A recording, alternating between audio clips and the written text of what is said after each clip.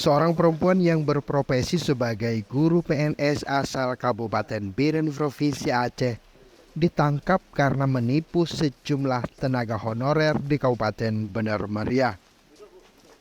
Para korban dijanjikan lulus menjadi CPNS dengan menyetor sejumlah uang.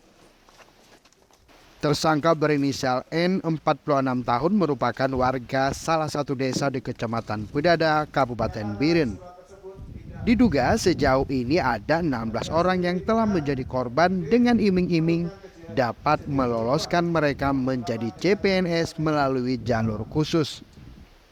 Modus ini terbongkar setelah polisi menerima laporan dari seorang tenaga honorer warga Kecamatan Bukit Bener Meriah.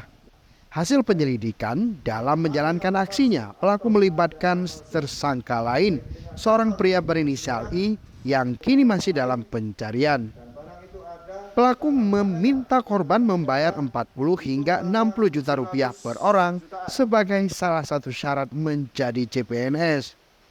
Dari 16 orang korban, diduga kedua pelaku telah melakukan penipuan senilai 700 juta rupiah.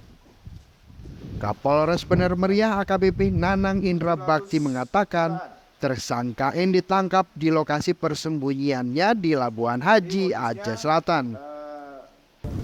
Dengan jalur khusus untuk CPNS tersebut.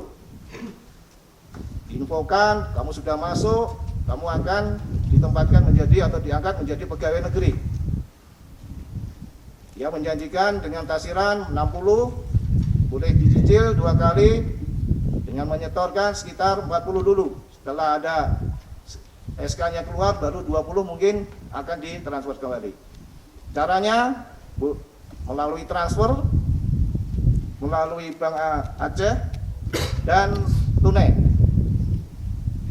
Polisi masih terus melakukan pengembangan terhadap kasus penipuan dengan modus dapat meluluskan honorer menjadi CPNS. Tim Liputan Aceh Video.